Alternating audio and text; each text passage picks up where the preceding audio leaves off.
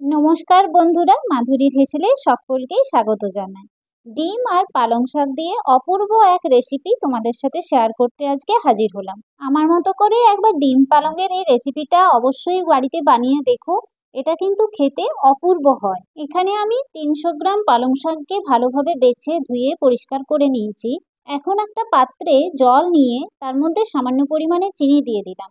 জলটা গরম হয়ে গেলে পালং শাকগুলোকে এর মধ্যে দিয়ে দিচ্ছি। মোটামুটি 3 থেকে 4 মিনিট মতো পালং শাকটাকে আমি একটু ফুটিয়ে নেব। চিনিটা দেওয়ার কারণে পালং শাকের কালারটা কিন্তু একেবারে সবুজ থাকবে, নষ্ট হয়ে যাবে না। এভাবে একবার উল্টে পাল্টে দিচ্ছি পালং শাকটাকে। 4 মিনিট ফুটিয়ে নেবার পর পালং শাকটাকে এবার আমি উঠিয়ে নিচ্ছি। এর থেকে বেশি কিন্তু ফোটানো যাবে না, তাহলে কিন্তু কালারটা নষ্ট হয়ে যাবে। উঠিয়ে আমি একেবারে বরফ জলের মধ্যে ডুবিয়ে দিচ্ছি। এইভাবে বরফ জল বা একেবারে ঠান্ডা জলের মধ্যে পালং শাকটাকে ডুবিয়ে রাখলে রান্নার পরেও কালারটা নষ্ট হয় না। এখন শাকটাকে বরফ জলের মধ্যে 5 মিনিট মতো ভিজতে দেবো। ততক্ষণে একটা মশলা তৈরি করে নিচ্ছি আমি। এখানে আমি নিয়ে নিয়েছি 1 ইঞ্চি আদা, 14-15টা রসুন কোয়া, একটা দারচিনি স্টিক, 4টে এলাচ, 5-6টা লং আর 3টে কাঁচা লঙ্কা। এগুলোর একটা পেস্ট বানিয়ে নেব। এরপর একটা বাটির মধ্যে নিয়ে নিচ্ছি 100 গ্রাম টক দই। তার মধ্যে আমি কিছু মশলা দিয়ে দিচ্ছি। দিয়ে দিলাম 1 চা চামচ হলুদ গুঁড়ো, 1 চা চামচ জিরে গুঁড়ো, 1 চা চামচ ধনে গুঁড়ো, 1 চা চামচ কাশ্মীরি লাল লঙ্কা গুঁড়ো। এবার সবগুলোকে বেশ ভালোভাবে আমি মিক্স করে ফেটিয়ে নিচ্ছি। এইভাবে মশলাগুলো এখানে মিশিয়ে নিলে দইটা ফেটে যাবার ভয় থাকে না। আর এখানে আমি 4টে ডিম সেদ্ধ নিয়ে নিয়েছি।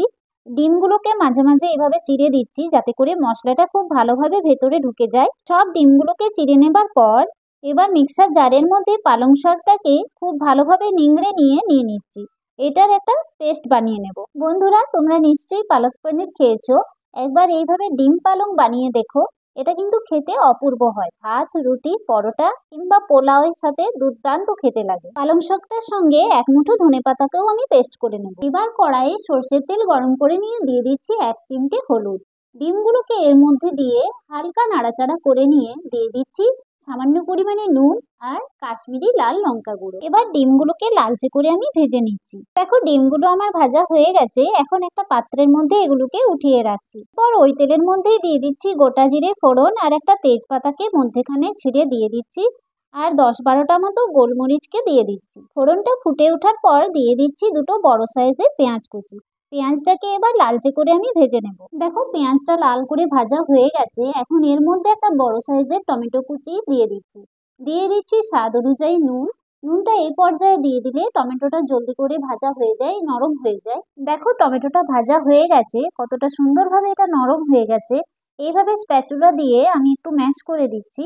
এরপর আমি দিয়ে দিচ্ছি আদা, কাঁচা লঙ্কা, গরম মশলার যে পেস্টটা বানিয়ে রেখেছিলাম সেটাকে সামান্য পরিমাণে জল দিয়ে খুব ভালোভাবে আমি কষিয়ে নিচ্ছি। দেখো, মশলাটা খুব ভালোভাবে কষানো হয়ে গেছে, তেল ছাড়তে শুরু করেছে।